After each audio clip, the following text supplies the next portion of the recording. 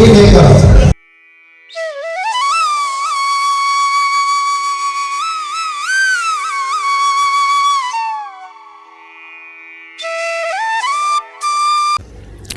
Hi అండి, మన ఛానల్ని ఎవరైనా ఫస్ట్ టైం చూస్తున్నట్లయితే ప్లీజ్ ఒక లైక్ చేసి వీడియోని చూడడం స్టార్ట్ చేసేయండి. మేము మొన్న విజయవాడలో జరిగిన అవార్డ్ ఫంక్షన్కి అయితే వెళ్ళాము. ఇది సైమా వాళ్ళు కండక్ట్ చేసిన ఒక బ్యూటీ ఎక్స్పో.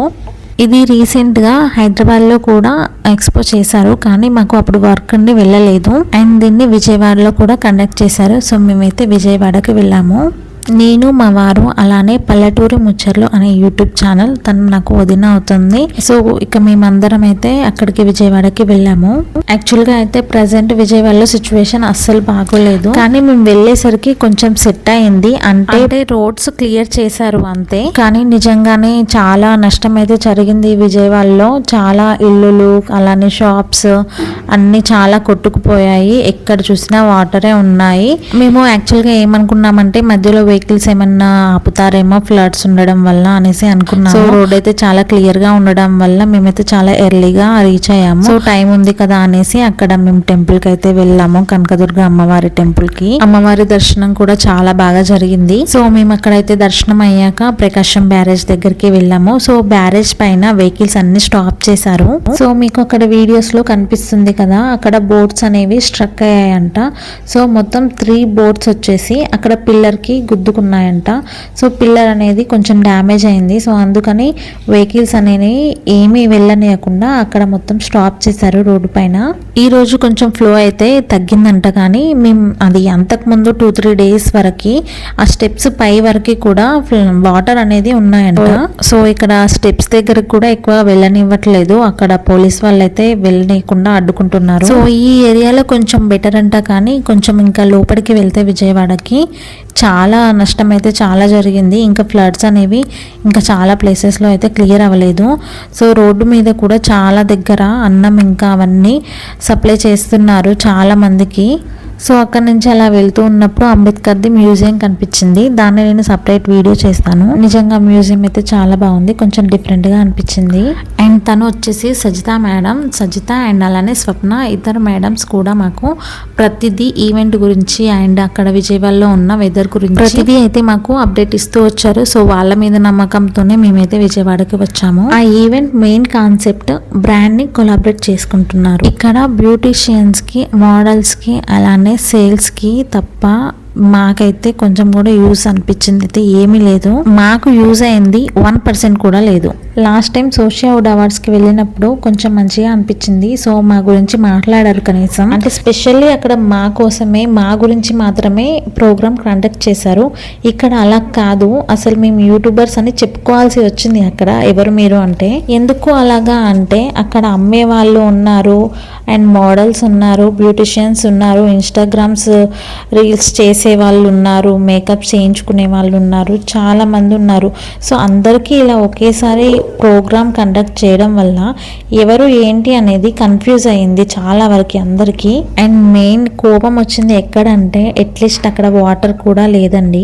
ఇక ఫుడ్ ఎలాగా అని అడగండి, అక్కడ వాటరే లేదు. ఇక ఫుడ్ గురించి మనకు ఆలోచనే వద్దు. వీళ్ళు 2 months బ్యాక్ నుంచి మమ్మల్ని అయితే అప్రోచ్ అయ్యారు. సో మినిమం ఫెసిలిటీస్ అనేవి చూసుకోవాలి కదా. దూరం నుంచి వచ్చారు, కొందరైతే బెంగళూరు నుంచి కూడా వచ్చారు, చెన్నై నుంచి, పూణే నుంచి చాలా మంది వచ్చారు. తను శ్రావణ్ సిరి యూట్యూబ్ ఛానల్ చీరాల నుండి వచ్చింది. తను సోషియావుడ్ ఈవెంట్ లో నాకు పరిచయం అయితే అయ్యింది. సో ఇక్కడ పర్పుల్ కలర్ కుర్తీ వేసుకున్న అమ్మాయిది మా సైడే, అంటే నకరికల్ అనమాట. సో తను అక్కడైతే ఫ్రెండ్ అయింది.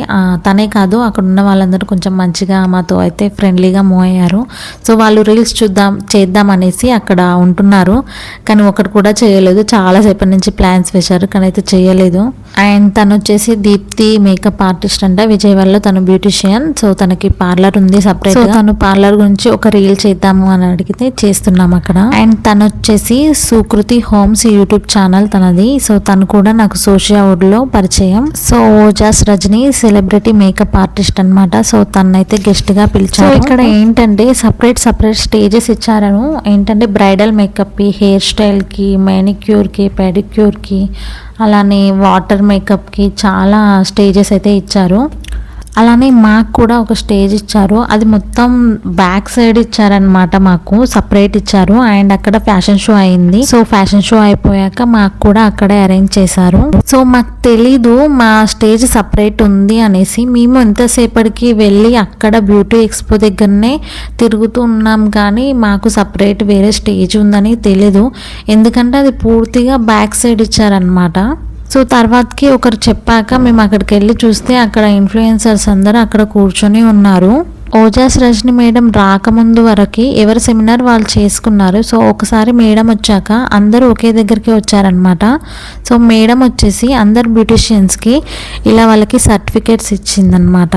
వీళ్ళ ఎక్స్పో మొత్తం 5 వరకు ఫినిష్ చేసుకున్నారు. సో మా ఇన్ఫ్లుయెన్సర్స్కి ఏంటంటే ఈవినింగ్ 5 నుంచి 9 వరకు మా యొక్క అవార్డ్ ఫంక్షన్ అనేది టైం ఫిక్స్ చేశారు. సో ఆ టైంలో 9 to 10 మధ్యలో అయిపోయింది మాకు. సో మేము ఇంటికి వెళ్ళాల్సిన వాళ్ళు ఎలా వెళ్తారు, కొందరు అయితే చాలా దూరం నుంచి వచ్చారు, కొందరు చిన్న పిల్లల్ని తీసుకొని వచ్చారు. నేనైతే మా 2 పిల్లల్ని మా అమ్మ దగ్గర వదిలేసి వెళ్ళాను. బస్సెస్ కూడా లేకుంటే ఎలా వెళ్తారు చెప్పండి ఒకసారి. వాళ్ళు కూడా కొంచెం అర్థం చేసుకోవాలి, ఇలా చేయడం నాకైతే కొంచెం మంచిగా అనిపించలేదు. సో బ్యూటిషియన్స్కి సర్టిఫికేట్స్ ఇచ్చాక మేడంతో ఒక సెమినార్ అయితే బ్యూటిషియన్స్ అందరికీ ఇప్పించారు. మేమైతే అక్కడి నుంచి మళ్ళీ మేము మా అవార్డ్ ఫంక్షన్ దగ్గరికి వెళ్ళాము. మేము అక్కడికి వెళ్ళాక మాకు పెద్ద షాక్ ఇచ్చారు. ఇంకా అవార్డ్స్ అనేది ఇంకా రాలేదంట. సో ఒక అవార్డు తెప్పించి దాన్ని పట్టుకొని అందరు ఫోటోలు దిగారు. అంటే ఇక్కడ వాళ్ళ నెగ్లిజెన్సీ అని నేను చెప్పాను, కానీ సో విజయవాడలో సిచ్యువేషన్ ఎలా ఉందనేది అందరికీ తెలుసు. సో కొరియర్ అనేది కొంచెం లేట్ అయిందంట. సో మళ్ళీ మాకు కొరియర్ చేస్తా అన్నారు. బట్ ఇంకా కూడా మాకైతే అవార్డ్స్ అనేవి రాలేదు. కానీ అవార్డ్స్ అన్నీ ప్రింట్ అయ్యాయి అనేసి మాకైతే వీడియో పెట్టారు. ఆ వీడియోలో కూడా చాలా అవార్డ్స్ అయితే ఉన్నాయి. కానీ మొత్తానికి మాకు వెళ్ళడం వల్ల వచ్చిందైతే ఏమీ లేదు. మేడం సెమినార్ అయిపోయాక అందరికీ సెల్ఫీలు అయితే ఇచ్చారు. పాపం చేయి నొప్పి ఉండొచ్చు, ప్రతి ఒక్కరి మొబైల్ ఆ మేడమే తీసుకుని తనే సెల్ఫీ తీస్తున్నారు. నాకు తెలిసి ఇన్ని ఈవెంట్స్, ఇన్ని ప్రోగ్రామ్స్ ఒకేసారి కండక్ట్ చేయడం వల్ల వీళ్ళకి ఇదంతా జరుగుండొచ్చు. సో వాళ్ళు సపరేట్గా పెట్టుకుంటే ఇంత చిక్కు ఉండకపోతుండే. సో అన్నీ ఒకటే రోజు 2 రోజులలో అయిపోవాలి అంటే ఇలాంటి టెన్షన్స్ అయితే వచ్చి పడతాయి. ఫ్యాషన్ షో పెట్టారు, అలానే సెమినార్స్ కూడా చాలా ఇచ్చారు. సో ఇవన్నిటి వల్ల కూడా వాళ్ళకి కొంచెం కన్ఫ్యూజన్స్ అయితే ఉంటాయి. సో ఇన్ని పెట్టుకున్నప్పుడు కొంచెం వెనక ముందు కూడా చూసుకునేది ఉండే అని అనిపించింది నాకు. వాళ్ళు ఏంటంటే మెయిన్ ఇన్ఫ్లుయెన్సర్స్ని ఎందుకు పిలిచారు, వాళ్ళ బ్రాండ్ని ప్రమోట్ చేయడానికి కోసమే కదా. సో ఇలా పిలిచాక మమ్మల్ని కొంచెం కేర్లెస్గా చూస్తే మాకు అందరికీ బాధేసింది కదా. సో నేను ఒక్కదాన్నే కాదు, మీరు సైబా అని సెర్చ్ చేయండి, ప్రతి ఒక్క ఇన్ఫ్లుయెన్సర్స్ నేను చెప్పిందే చెప్తారు. తను సుశీల క్రియేషన్స్ యూట్యూబ్ ఛానల్ విజయవాడలోనే ఉంటుందంట. ఇక్కడ ఇన్ఫ్లుయెన్సర్స్ అందరూ స్టేజ్ పైకి వెళ్తున్నారు. సరే ఏంటో అనేసి నేను కూడా వెళ్ళాము. సో తీరా అక్కడికి వెళ్ళాక ఒక్కొక్కరు ముందుకు వచ్చి మోక్ష్ గారికి మా నేమ్స్ అయితే చెప్తున్నాము అంటే మా నేమ్స్ కూడా వాళ్ళ దగ్గర లేదు. కానీ ఇన్ని రోజుల నుంచి 2 months నుంచి మా వెనకాలే పడి బ్రాండ్ని ప్రమోట్ చేయండి అని వీడియోస్ కూడా చేయించుకున్నారు మాతో. ఇప్పుడు అట్లీస్ట్ మా ఏ ఒక్క యూట్యూబర్ నేమ్ కూడా లేదు. సో ఆ ఒక్క అవార్డ్ అందరి చేతిలో పెట్టి ఫోటో దింపించుకొని ఆ ఒక్క కాగితాన్ని మాకైతే ఇచ్చారు. దాని మీద మన నేమ్ కూడా లేదు దాని మీద కూడా. సో ఇదంతా చూసి కొందరు యూట్యూబర్స్ అయితే మోక్ష గారి మీద ఫైర్ అయితే అయ్యారు. సో మోక్ష గారు వచ్చేసి మేమైతే మీకు సాల్వ్ చేస్తాం మీ ప్రాబ్లమ్ని, మీ అవార్డ్స్ని అయితే కొరియర్ చేస్తాం అనేసి అన్నారు.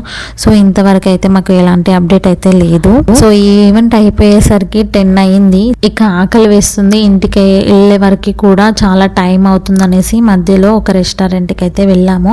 సో రెస్టారెంట్ అంబియన్స్ అయితే చాలా బాగుంది. నాకు ఉయ్యాల్లో కూర్చొని తినాలని ఉండే, కానీ మా వాళ్ళు వచ్చేసి లోనికి వెళ్ళేసి కూర్చొని తిందాము అనేసి అన్నారు.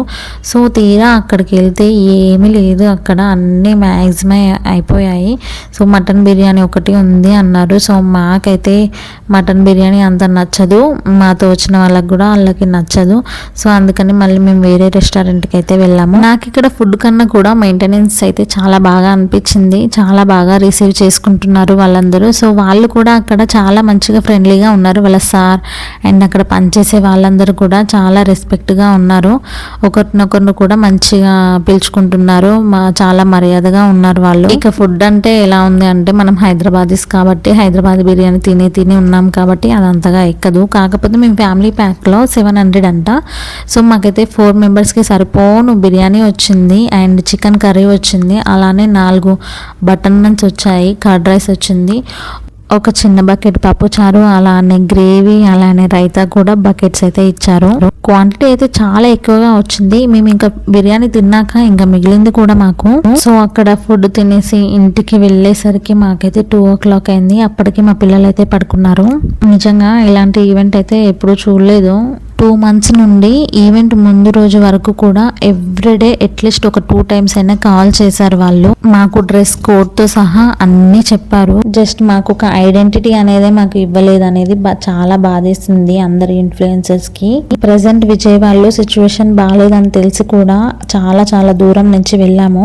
అండ్ వాళ్ళకు కూడా తెలుసు మేమందరం ఎక్కడి నుంచి వస్తున్నాము అనేది. తీరా అక్కడికి వెళ్ళాక మాకు ఒక సర్టిఫికేట్ ఇచ్చారు. ఆ సర్టిఫికేట్ ఎందుకు అనేది నాకు ఇంతవరకు అర్థం కాలేదండి. అదేమైనా యూట్యూబ్ నుంచి వచ్చిందా అంటే అది కూడా కాదు, వాళ్ళు ప్రైవేట్ గా డిజైన్ చేయించుకున్నది. దాని వల్ల మాకు అసలు యూజ్ ఏంటి? ఇక్కడ వాళ్ళని తప్పు పట్టడం అని కాదు, కానీ ఎవరైనా యూజ్ లేనిది ఎవరు ఏమి చెయ్యరు. సో వాళ్ళకు కూడా మా దగ్గర నుంచి ప్రమోషన్ అనేది కావాలి, దాంట్లో తప్పేం లేదు. కానీ మాకు కావాల్సిన మినిమం రిక్వైర్మెంట్స్ అనేది వాళ్ళు చూసుకోవాలి కదా. అట్లీస్ట్ అక్కడ వాటర్ కూడా లేదు అంటే అర్థం చేసుకోండి. ఇది వర్షాకాలం కాబట్టి సరిపోయింది. అదే సమ్మర్ లో అయితే ఎన్ని గొడవలు జరిగేదో అక్కడ. నాకైతే ఈ ఈవెంట్ కి వెళ్ళొచ్చాక ఇంకో ఈవెంట్ కి వెళ్ళాలి అనే ఆలోచన కూడా ఆలోచించాలనిపించట్లేదు. వాళ్ళు ఇంతకుముందు ఇక్కడ హైదరాబాద్లో చేశారు అంట. సో అది ఎలా జరిగిందో తెలియదు, కానీ ఈ ఈవెంట్ మాత్రం కొంచెం ఫెయిల్ అయిందనే చెప్పుకోవాలి. సో మీలో ఎవరైనా సైబా అవార్డ్స్కి వెళ్ళుంటే మీకు ఎలా అనిపించింది అనేది నాకు కామెంట్ చేయండి. అండ్ నేను ఈ వీడియోలో నా ఎక్స్పీరియన్స్ గురించి షేర్ చేశాను. ఇది విన్నాక మీకు ఎలా అనిపించింది అనేది నాకు కామెంట్ చేయండి. ఈ మధ్య నేను కూడా లాంగ్ వీడియోస్ పెట్టడం చాలా తగ్గించాను. సో బేసిక్గా నాకు అసలు టైం ఉండడం లేదు. ఇప్పుడు కూడా నైట్ 2 o'clock అయింది. ఇప్పుడైతే కొంచెం టైం దొరికింది నాకు. మా పిల్లలు పడుకున్నారు. సో అందుకని నేను ఇప్పుడు ఎడిటింగ్ చేస్తున్నాను. సో ప్లీజ్ ఈ వీడియోకి లైక్ చేసి అండ్ మీకు ఎలా అనిపించింది అనేది నాకు కామెంట్ చేయండి. అలానే మీ ఫ్రెండ్స్ అండ్ ఫ్యామిలీకి షేర్ చేయండి. అండ్ అలానే నా ఛానల్ని సబ్స్క్రైబ్ చేసుకొని నాకు కొంచెం సపోర్ట్ చేయండి. మీకు ఎలాంటి వీడియోస్ కావాలి అనేది నాకు కామెంట్లో చెప్పండి. Thank you for watching this video. Bye bye.